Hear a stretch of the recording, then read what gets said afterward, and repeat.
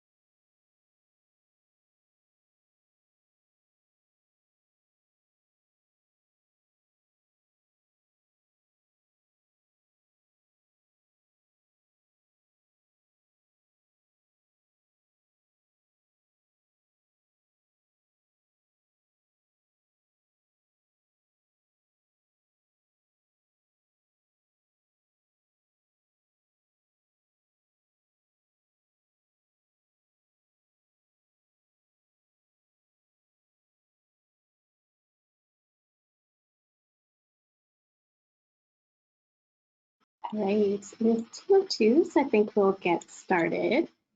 Thank you, everyone, for joining us this afternoon on our webinar on training youth in energy efficient construction at Westbank First Nations. To get started, I'd like to introduce myself. My name is Elena Chia, and I work at the Fraser Basin Council. I want to recognize that our head office is located on the unceded traditional lands of the Musqueam, Squamish, and Tsleil-Waututh nations.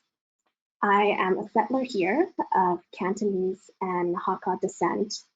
And as a settler in Vancouver, I find that it is my responsibility to learn about Indigenous history, to learn about reconciliation, what decolonization means and what it looks like, and reflect on what it can be in my own work. This is an ongoing process for myself where I am continuing learning and looking forward to working with my team on this. So what is the Fraser Basin Council? I am the program manager of climate and energy resilience, which means I work on climate change adaptation, renewable energy, and energy efficiency. Fraser Basin Council, or FBC, is a nonprofit organization. We work all across British Columbia, and our vision is of social well-being supported by a vibrant economy and sustained by a healthy environment. So we deeply value those three core pieces of sustainability: the social, the economic, and the environmental.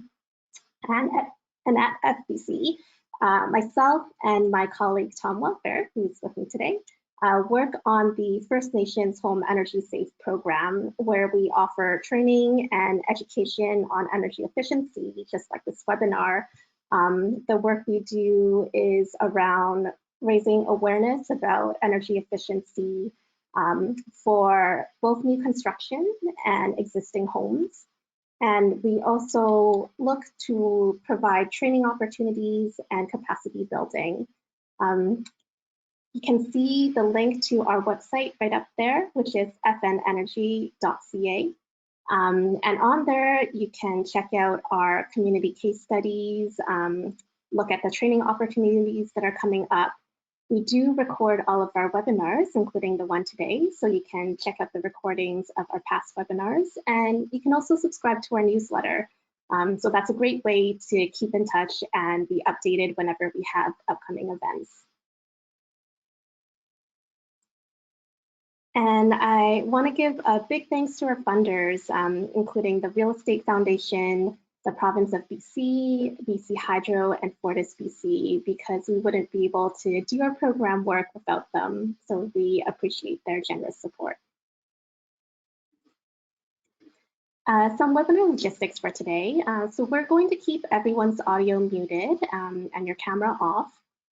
If you have any questions throughout the event, you can type them into the questions box.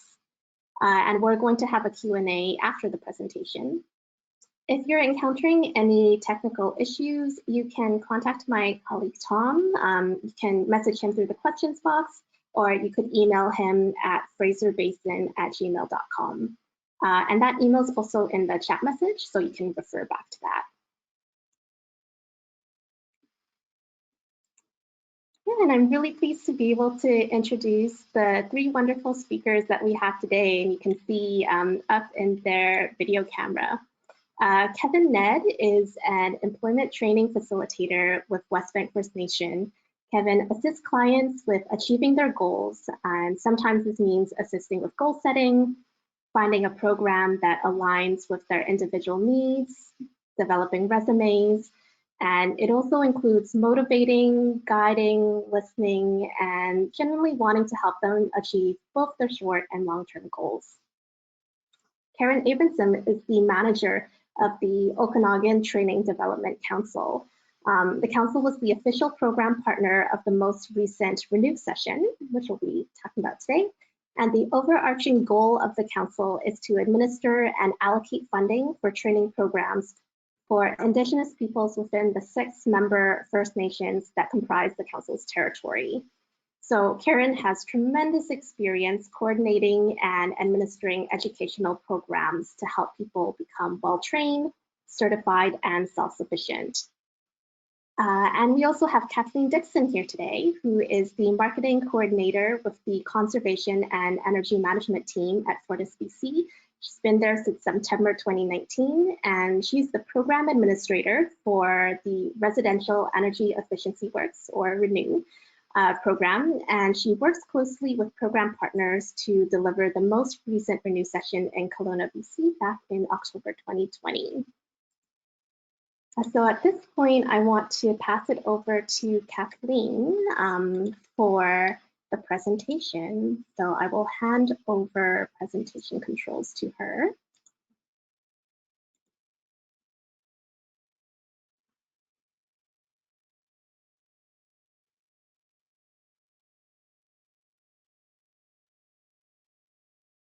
How's that? That's perfect. Great, thank you. Thank you, Elena, for that beautiful and kind introduction. And thank you to the Fraser Basin Council for the opportunity to speak about the Renew program. I also wanted to say thank you, everyone, for attending. I know it's difficult to consider hosting a program such as this at this time during this the COVID-19 pandemic. And I know Fortis BC is grateful that we had the opportunity to host a safe session in early fall of 2020. I know that we are looking forward to a time when the pandemic passes and we can all gather and start planning our next Renew session. And before I begin my presentation, I just wanted to acknowledge that I'm living and working in the unceded coastal First Nations territory, including the communities of Musqueam, Squamish, and Tsleil-Waututh Nations. So what is Renew? Renew has existed for 10 years, and in its long form, it's called the Residential Energy Efficiency Works Program. And the goal of the program has always been, or the main goal of the program has always been to educate people or to who have experienced barriers to employment in the past, and to provide them with experience and with respect to the energy efficiency industry. So how does it help? It helps them gain experience and knowledge in the industry, as well as helps them hopefully to become confident. And I'm Kathleen Dixon. I was the program administrator for this session. I hope that you find this webinar interesting and helpful. So today, we're going to just look at a high-level overview of all of the program elements. We're going to look at who our partners are and our roles, as well as we're going to look at what it took to initiate Renew, and specifically for this session, how we were concerned with the success of the program in community.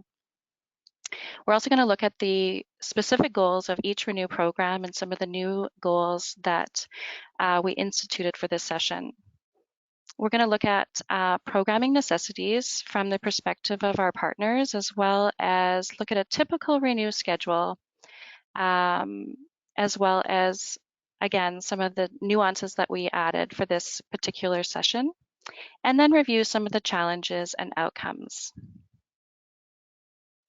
So Fortis BC developed the curriculum as well as helped the program evolve over the past 10 years. I had the great benefit of administering the program for this session, but there are countless people at Fortis BC who have worked tirelessly to bring the program to the success that it enjoys today and to help it evolve over time. Fortis BC is predominantly the funding partner for Renew, and we provide the curriculum, but we are looking for partners who will help the program be successful within their communities. And with that, I'd like to introduce Kevin Ned of Westbank First Nation, who is the employment training facilitator. Kevin? Yes, welcome everybody. Again, welcome to the Okanagan Nation, nation made up of 7 communities within our area. And I'd like to welcome you to the webinar and to our session today, and I hope you get some great information out of our program. Thank you. And I'd also like to introduce Karen Abramson, who is the manager of the Okanagan Training Development Council and our official partner for this past session.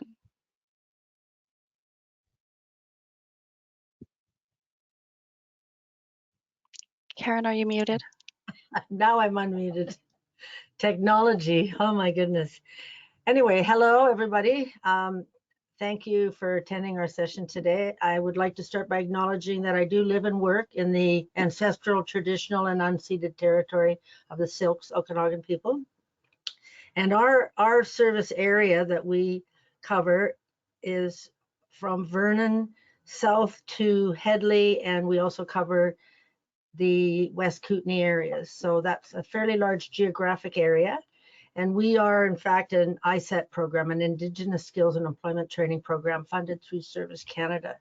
So we've been around for at least 20 years and do provide, as Kathleen was saying, employment and training services in the 6 First Nations communities, as well as the urban centers of Kelowna, Penticton, and Vernon, and in the Nelson area. So if anybody wants to find out more about us, we have a website at www.otdc.org. So.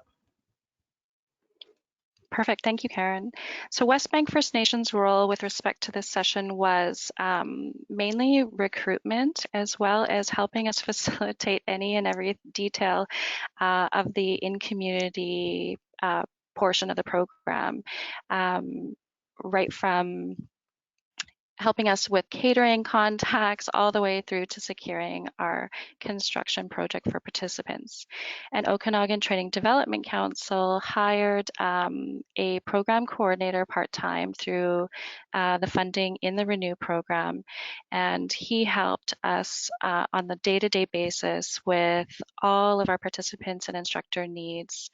And he was instrumental, as was Karen, with respect to budgeting the program, coordinating all of the details, ensuring participants had all of the tools and resources that they needed, lunches, etc. So prior to starting any session or signing on a new partner, we always want to have those important conversations. And unbeknownst to us, Kevin Ned was already having those important conversations in his community and had a vision for a program that was similar to ours. He was looking for a program that would flourish and allow participants to work in community. And so I'm just going to pass the floor over to Kevin so that he can talk about a little bit more about what he was looking for, his vision, and what was important to him, and how Renew was initiated. Yes, thank you, Kathleen. Yes, being working in the community of Westbank First Nations and being a central location within the Okanagan, I get a lot of phone calls from different individuals, different organizations, industry to assist in running training programs. I was confronted by Johnson Howard Society to have participants attend the Renew program in the city of Kelowna. And again, we're located in Westbank area. I informed them that my attendance rate would not be sufficient for that area because I have clients who would not want to travel down there, low self-esteem, and I felt that it'd probably be best if we had some discussions around trying to run a program within WFN lands, in reserve lands for my Aboriginal participants. So discussions went back and forth, and I was set up with a few individuals from Fortis, and finally got in contact with Kathleen and Ned. We set up a few meetings to have future discussions. I find running a cohort program for First Nations youth within a reserve setting is more successful due to the interaction. They're familiar with the location, they're familiar with the cultural and knowledge of the area. I found that it's always a benefit for them to be confident in their locations and so forth. So that discussion happened, and then we met with, set up a meeting with Karen to see if we can run the program within WFN lands. To have that process go forward, we had a lot of steps to follow, protocols within Westbank First Nations, have leadership's input, cultural input, location, which was always 100% partnership with WFNs, and very successful on that point. So it went on, and recruitment is a big thing also. I had a database of individuals that I sent out the information, made it sound very successful for them to be able to take these programs and to enhance their careers. And one of the biggest elements of the program was the support mechanism. I put a lot of support behind our program, inform them that they would have all kinds of support from transportation to meals, even learning supports in regards to doing the modules that we had, and even on-site programming. So a lot of support on that. Yeah, so it was very, very successful. And then we set up a meeting with OTDC, and we started the planning process. Thank you, Awesome. Kathy. Thank you for that perspective, Kevin. I just want to also underline how invaluable Kevin Ned's relationships were to the success of the program, and how valuable his expertise in knowing what the right thing to do and at the right time and where and how throughout this program was to Fortis BC and the Renew program. It was invaluable. Thank you, Kevin.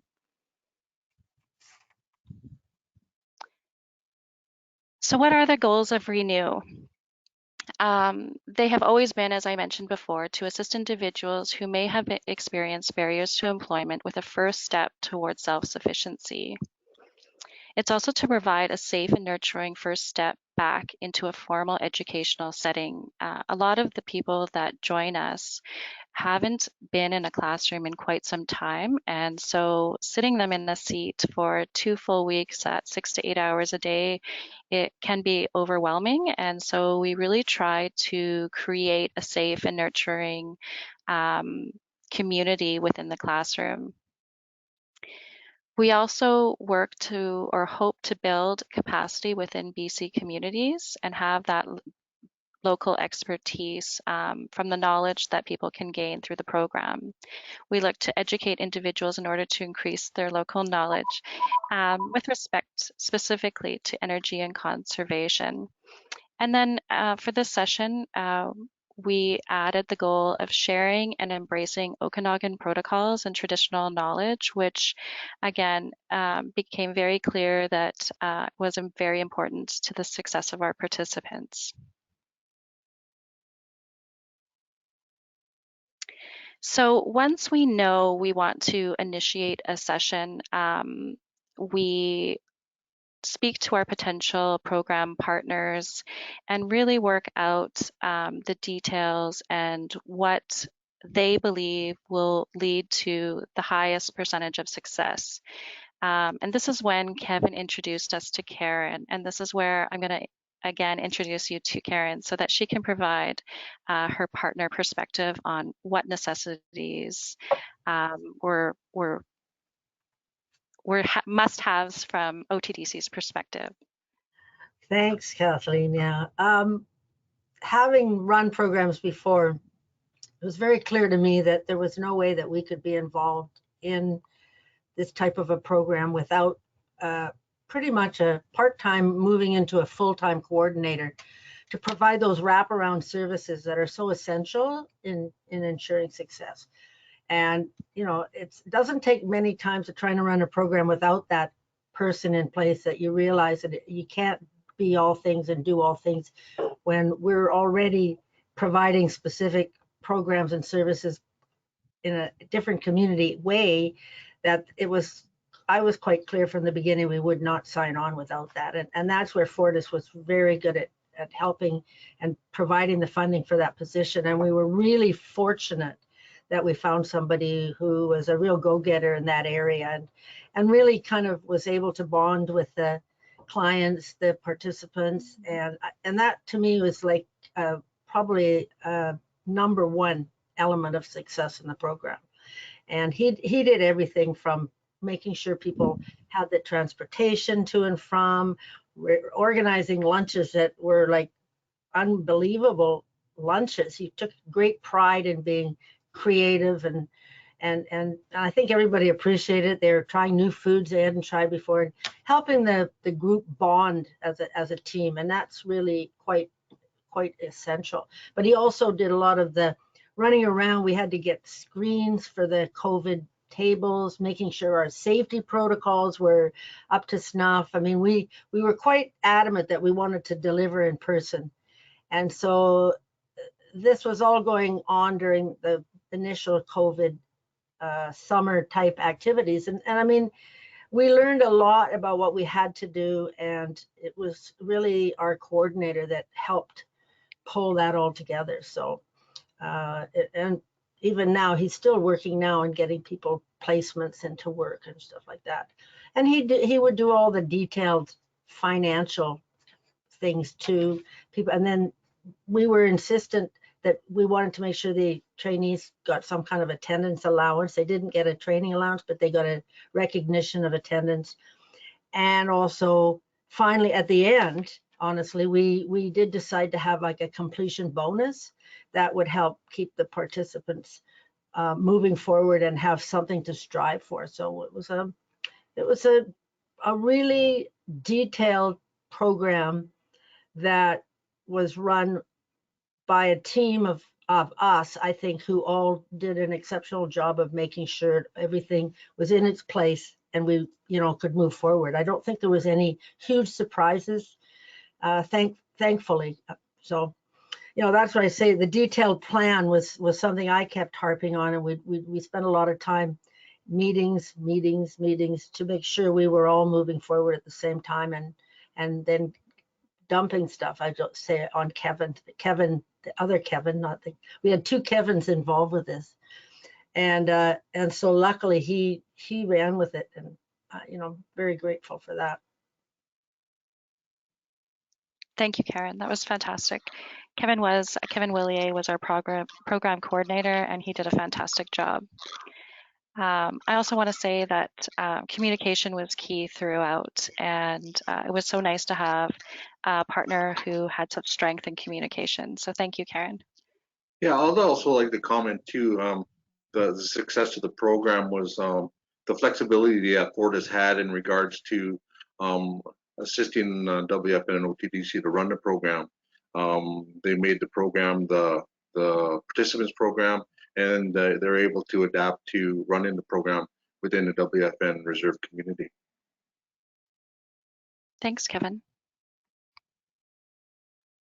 So on September 21st, it was deemed that we had met all of the safety protocols put forth by the Southern Interior Construction Association, WorkSafe BC, as well as BC Provincial Health Guidelines and Authorities. So we kicked off. We started our session with a 1-week in-class session. This is where students learn various modules such as what is energy, energy efficiency.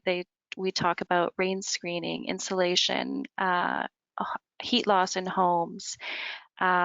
We cover a full day of trade math so that people understand the basics of trade math when they arrive on site. We also did a lab on resume building as well as workplace expectations and managing conflict. The next week is all about safety certifications, and this is where SICA came into our classroom and provided the training. They covered WMIS, first aid, fall protection, and occupational health and safety. These safety certifications are typically quite expensive if an individual was trying to seek out the certifications on their own. So it's a real benefit to the program that we can provide them. And it really makes participants more desirable to employers, as well as helps individuals earn a higher wage than perhaps somebody who is uncertified. Additionally, for this session, OTDC offered to fund a small equipment operator's license for each of the participants. And specifically, they earned their license for a skid steer, moving scaffolding, and forklift. And again, this was just a great added benefit for participants and allows them to have more flexibility in the jobs that they seek in the future. And then we also had the on-site 2 weeks of construction. And so typically this is a retrofit project that we undertake. But this year we were able to secure a community garden building for the Westbank First Nation, and they built that from the ground up. So this is the foundation work in the previous slide, and here they are doing the framing. And then October 23rd, we had a giant snowstorm and graduation, but we'll get back to that later. So the challenges. A typical session's main challenge is alignment of all program elements. So there are a lot of pieces at place when setting up a session like this. You have to start from the boundary, excuse me, and look at you have to look at, you have to look for a construction project that will be in the right phase at the right time for participants to go on site. You also need to have participants. So you need 12 to 15 people who are available to undertake a 4-week program. And then you also need qualified instructors to teach the modules, and they need to be available. So they can't be teaching or consulting or working during that time. So all of these pieces, I'm so sorry, all of these pieces work together, and slowly as you fit one piece in place, you start to align all of the other pieces around it. And this is also where somebody who is very familiar with the community and is able to understand who they're recruiting and who the participants may be, who's available, who's in between something. This is really valuable to the program success. And then also going back to what Karen was referring to with the program coordinator, they really work tirelessly at, especially during the on-session site portion of the program, they work tirelessly at ensuring that participants have everything, like if somebody has a food intolerance, or somebody becomes ill, or if an instructor is unavailable, they really need to be able to jump in and problem solve on a daily basis. Or in some cases, just to say, where somebody had a giant toothache, and like Mhm. just about knocked out from that. And it was also thinking that included in there is the idea of finding just a place where we would be able to even host this Mhm. size of a group in a safe manner in the midst of a lot of places being closed down for COVID. So we were really fortunate that there was a place on the reserve with a private training facility that matched perfectly the size that we needed to be able to do all the safety protocols. So that was really lucky for us. Exactly. Yeah. Yeah. The additional challenges with respect to COVID-19 were definitely relevant in every step of the session. Here on the bottom left of the screen, you can see we've got these red hands up. It's their very first day. Stop, beware, don't touch, stay away from each other. It's not the type of collegial environment that you typically would want when you're welcoming participants into a session like this. Um, in the bottom right, you can see that we had to separate each and every pencil and pen and hard hat, and all of the things were separated on a daily basis and sanitized.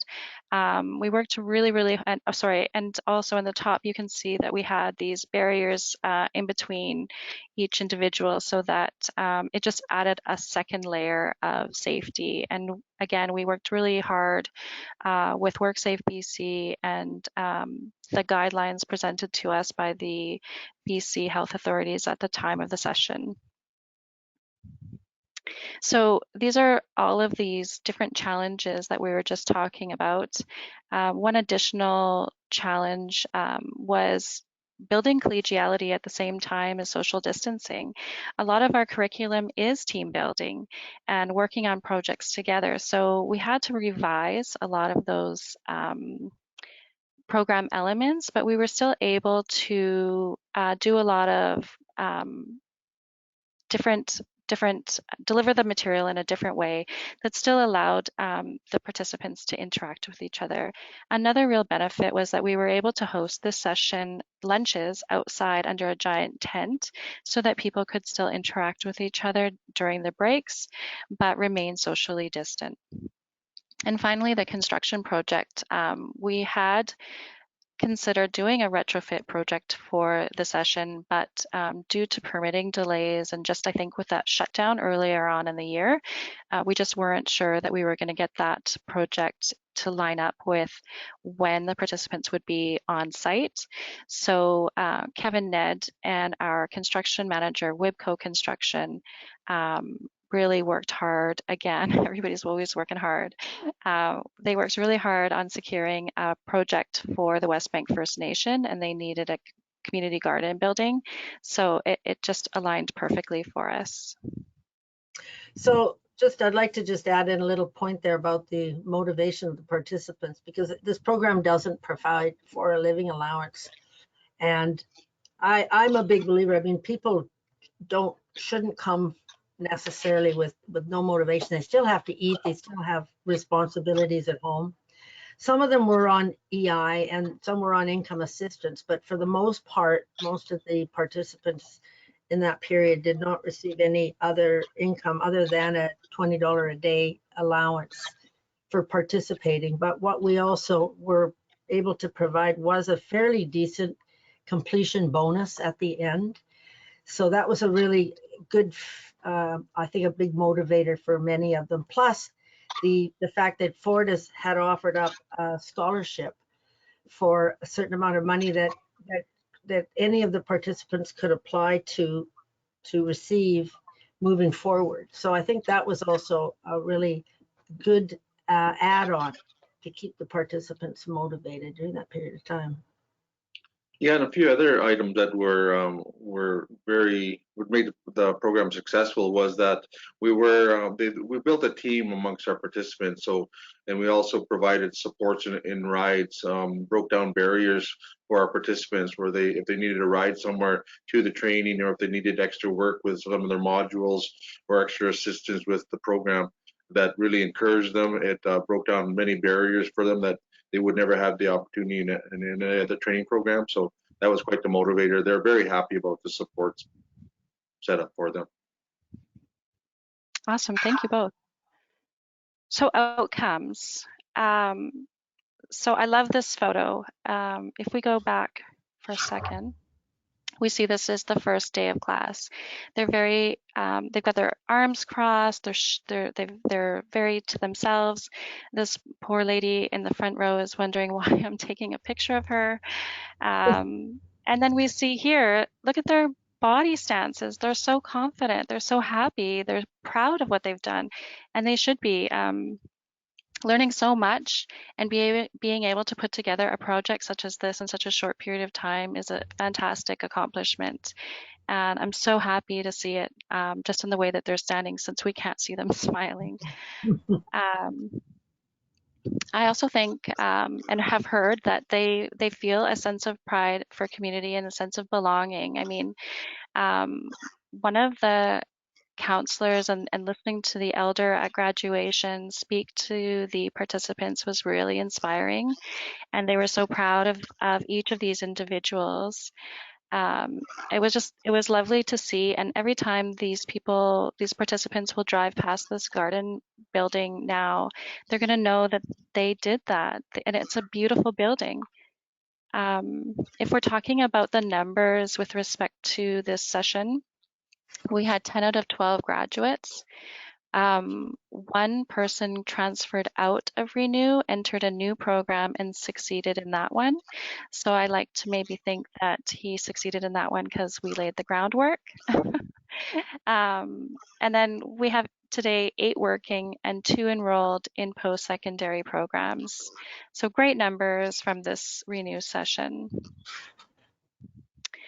I also just want to take a moment to try to convey the message that the counselor at the graduation ceremony conveyed to the participants. And he told this beautiful story, and he said, you know, this garden shed is going to really help the community continue their traditions with respect to the fall harvest.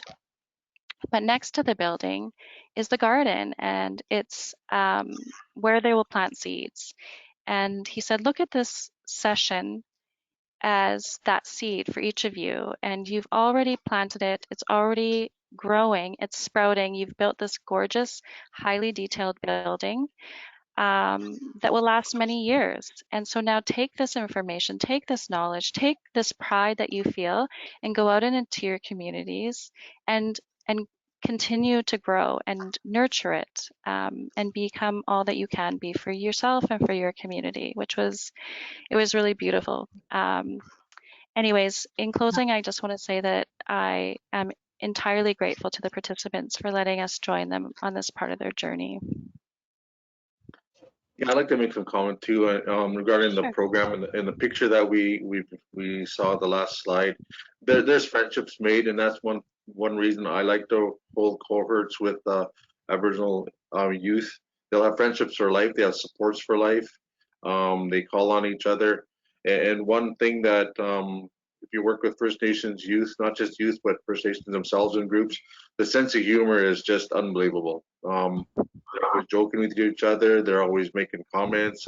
Even our elders and our counselor, and our participants and our instructors. Counselor Jordan Coble, WFN. He's very encouraging. He's a young counselor going into leadership. He's always encouraging youth programs, and yeah, they'll have friendships and going on for careers will be very successful from now. Mm-hmm. Yep. I should mention that this is also our graduation ceremony. We were unable to invite too many people because just our current situation, but we held it outdoors. We had the participants there, and we had 6 inches of snow, I think, that day. But it was fun. It was short, but it was sweet.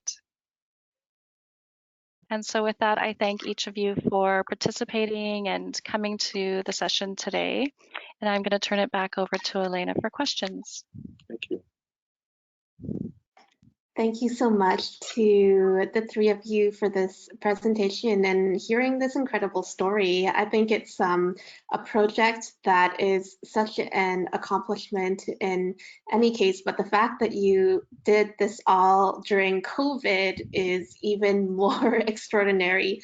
And we have a comment from one of our participants, Patrick, who said that, yeah, it's amazing that this was delivered during the pandemic. So big kudos to your team. Thank you.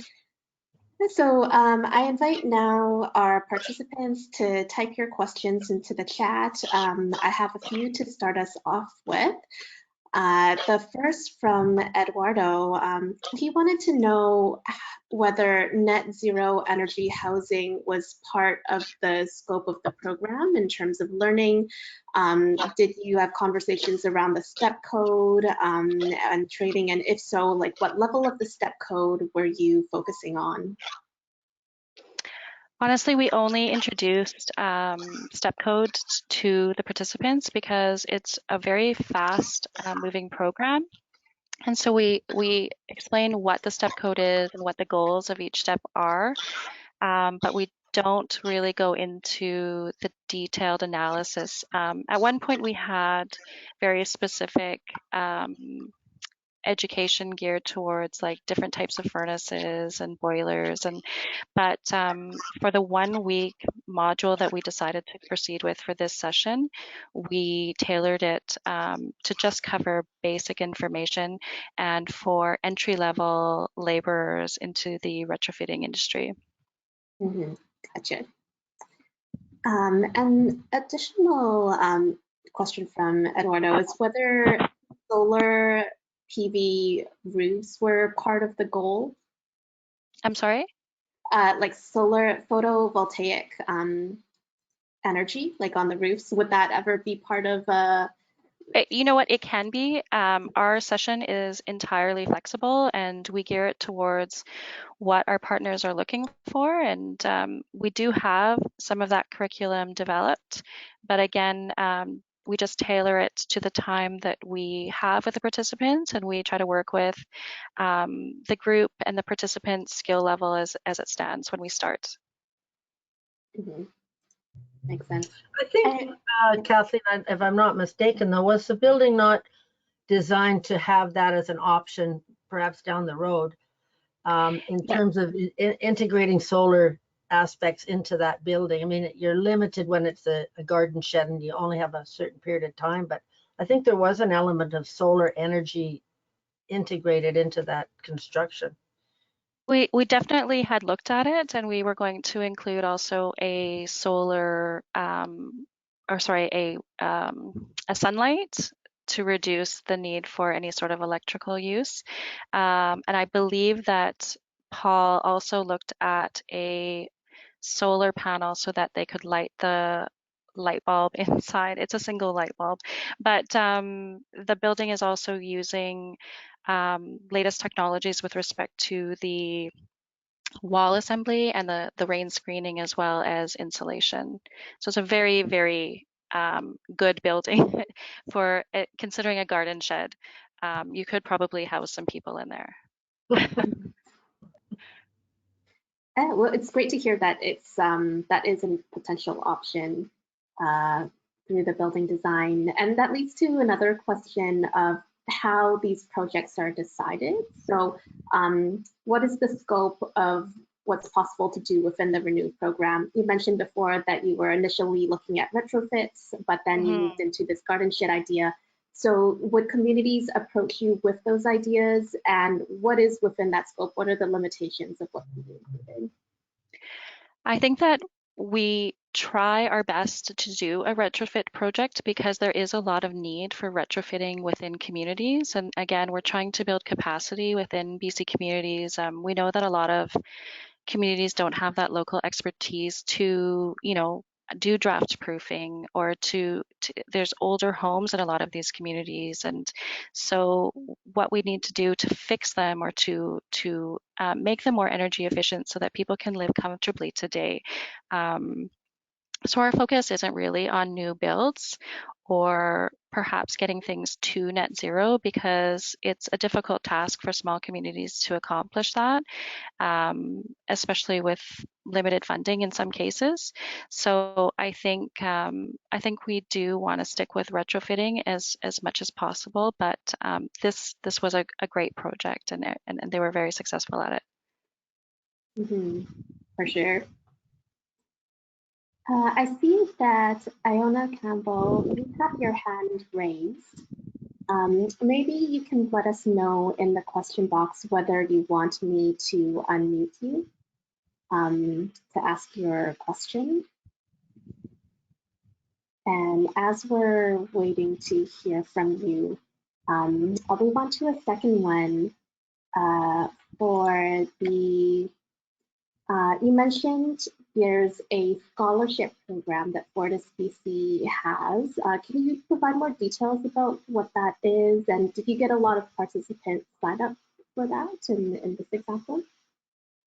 Karen, do you want to take the second part of that? Fortis provided a $4,000 scholarship and was fairly open-ended in terms of going forward, hopefully for one or two or however many participants were interested in accessing it. So we administered it, but we were going to wait and see who was interested to decide if they were going to get the full amount or funds towards ongoing training. And since we do also provide funds for ongoing training, we thought, well, it could be a combination of possibilities.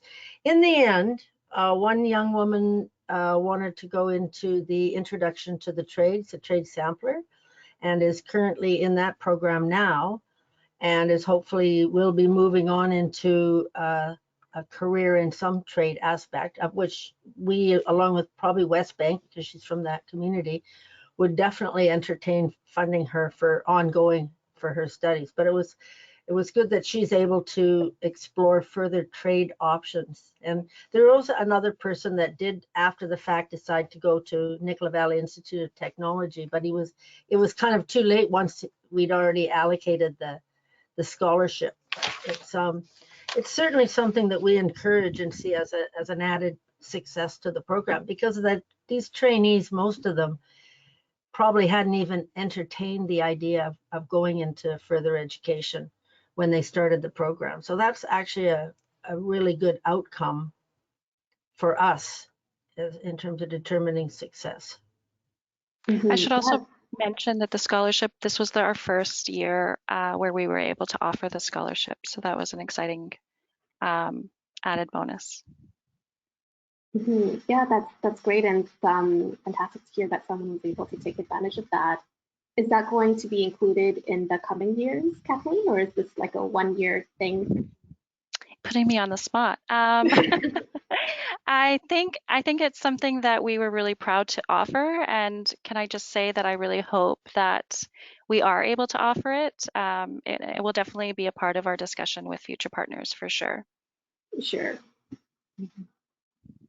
I have a question here for Kevin. I believe you were kind of the lead of recruitment.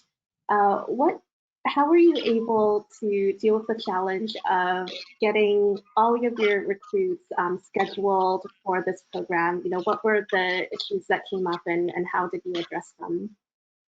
Well, sending out the email was, first of all, to individuals that I have on my database that were unemployed or had showed interest in the trades, particularly with construction.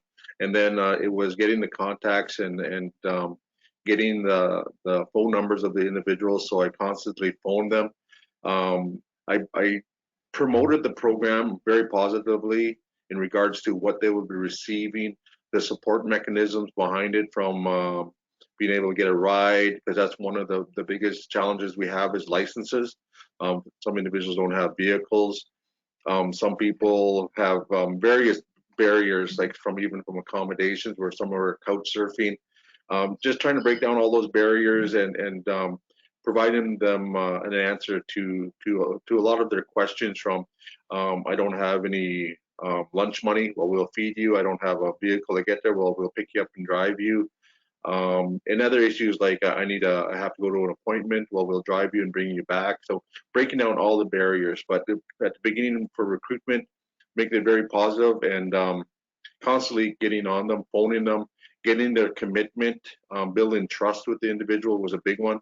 I have a lot of trust with a lot of my clients, so it's like a friendship portion right now where they'll phone me for anything that they need, from employment training to I need a ride so I can be successful in my resume delivery and stuff like that. So yeah, it's constantly making a very trusting friendship and being very supportive and encouraging on their career path.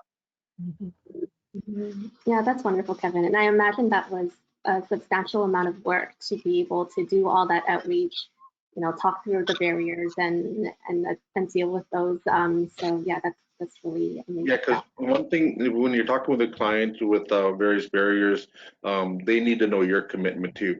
If I said I was going to phone them at 4, I phone them at 4. Because if you don't phone them at 4, then that's an excuse for them to say, well, then it didn't mean anything. So being committed to them as much as you want them to be committed to you was a big thing. Another thing, if I'll just kind of jump in, because we're fortunate in the Okanagan that we don't have 26 bands. We have we have 6 bands, and we can provide employment and training services in the communities. And I think that really is helpful with like Kevin being in the community itself. So people know him, he's very accessible, and that really helps to have that connection and that ongoing connection. So, and then we have like a Facebook page too that a lot of the younger people tend to sort of reach out, and I mean, even where we are here, there's lots of mobility between different communities. So people talk about it, they go, oh, I'm doing this, and they go, oh, I want to do that, so it does help to have that in the community service in the long run, so. And I never use the word can't. I never use the word can't. If they ask me a question, I'll say I'll help them, I'll find out, I'll give them a direction, and I never use the word can't, because they use that quite a bit in their vocabulary, so I try to eliminate that from mine. So yeah. Yeah, great tip. So speaking about communities who are interested, Faye has asked, how can they invite someone to present to their chief and council about this work, and for communities who are interested in doing something similar? I think that it's great to start those discussions, and if Faye has any questions and she wanted to reach out to me, she could email me at kathleen.dixon@fortisbc.com. I think do we have that information that we can send to her? We can do that in our follow-up. So in our follow-up, we will send everyone a recording of the webinar, and we can include your contact information in there too. Terrific. And I'll ask Tom if you don't mind typing Kathleen's email into the chat box for everyone to see. And then I also just want to reiterate that we did make it through the 2020 session, and we're quite proud of it. We did it safely, but I think that FortisBC, or like the core of our culture, is safety, and I wouldn't want to overpromise here, in that I think we would be most comfortable having conversations about the next session once the pandemic is deemed over.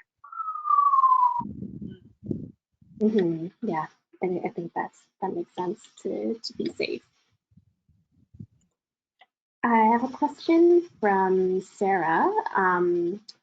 How could she connect with folks who have gone through the Renew training program to provide employment opportunities? Kevin. Yeah, I'm not sure what the question is, but maybe Kevin, did you follow? The question was, who can she contact to get in contact with individuals that went to the Renew program for opportunities? Is that correct? Yeah, they can contact me. Yeah, at kned@wfn.ca, and I can work with Kevin Willier, but I have all their information here in regards, and I have direct contact to them if they're employed and if they're looking for employment, for sure. Perfect. So maybe if Tom, when you put Kathleen's email into the chat for everyone, can you also add Kevin's email as well? Just throw Karen's in there too. Feel free to call me For about good anything. measure. That's fine. That'd be awesome. Also on our website, we have a list of all of our employment and training coordinators around the valley. So Kevin's name is in there. If you can't find it, just, you know, octopus, turtle, dog, cat, otdc.org. And, you know, you can get more information on the kinds of services that we offer around the communities. So Great. Yeah. Definitely our participants today check out the OTDC website. I love how you said that, Karen. Octopus, turtle, dog, cat. Faye is also wondering, are there any other companies out there that do something similar to this other than Fortis? I am not sure, to be honest. I'm sure that there must be, but I'm only familiar with Renew at this time. I'm sorry, and Yeah. thrilled to be part of it. So Yeah, well, Faye, we're mostly familiar with the Renew program as well, but we could always follow up and see what kind of needs you have and what you might be looking for. I have a question about the structure of the program and how flexible it can be in the delivery phase. So for instance, you had mentioned that it was compressed, was it 4 weeks of program delivery? Is there some adaptability to that? Like if communities wanted to stretch that out longer or have it more broken up, is that possible? yes, so my understanding is that, again, it's my first year with the program, but my understanding is that it has been as long as 6 weeks. And the only thing is that I've heard is that when you stretch it out, as we did with this one, we added that extra week of small operators license training. And so when you start stretching it out, you run the risk of losing people because they're just not used to being in a classroom setting for that long. And 2 weeks is actually a really long time to be in the classroom with somebody 7 hours a day if that's not something that they're very familiar with. Yeah, So I that's think the only that's cautionary tale, but I think that there is definitely some value. I mean, we saw the value in hosting a 6-week training session, so we're open to it. It just depends on what the partner and the community needs are. So I think we have time for one more question. Would you be able to like briefly speak to examples of other projects that have gone through Renew recently, so folks can get in a taste of what's happened in the past year or two? Yeah, so I think I can, I hope I have the details right because my manager is on this call, I think. But I believe, so one of the stories that really stirred my soul was that there was a retrofit project for a couple of best friends who were severely physically challenged, and their home was going to be like it was in such derelict condition that they were going to be separated and moved into a care home of some sort. And so Renew came in and retrofitted that building so that they were able to remain together and stay together into their old age, which was it's a really compelling story. So that's my favorite one, other than this one, of course. And then the other another project that they did was, I believe it was the retrofit of a community social service organization, and they completely revamped their administrative offices or their counseling rooms, or, and ensured that they could have greater capacity for the social service organization. So projects like that, we try to keep the project in the community and make it a project that can benefit community members. Yeah, That's ideal. This is a very sweet story. I love it too. And it sounds like it can go beyond just energy efficiency retrofits as well. There's like other. I think that it usually does encompass, I mean, that's our focus, but definitely people will be exposed to other areas of construction and retrofitting. Yeah, wonderful. So we're now at the end of our webinar, which has gone by so quickly. It's been great just listening in, hearing the story of what your project team has done. It's been a really incredible one, and spending a good chunk of time just going over the questions that our audience has. So a big thank you to Karen, Kevin, Kathleen for the time that you've put to be here today to present, and the hours you placed into preparing for this. I know you've worked really hard to prepare too, so I'm deeply grateful for that. And thanks to all of our participants this afternoon who took the time out of your day to listen in and hear the story. If you have any questions for our program, First Nations Home Energy Save, you can get in touch with me, Elena, or Tom, my colleague. I'll drop our emails into the chat as well if you wanted to check that out. But otherwise, enjoy the rest of your afternoon and evening, and I'm looking forward to me hearing more about your work in the future. Thank you so much. Thank you. Thank you. All right. Thanks, everyone. Thanks for coming.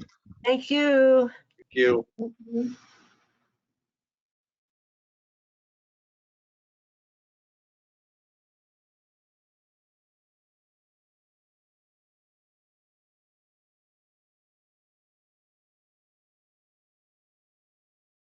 We're all going away.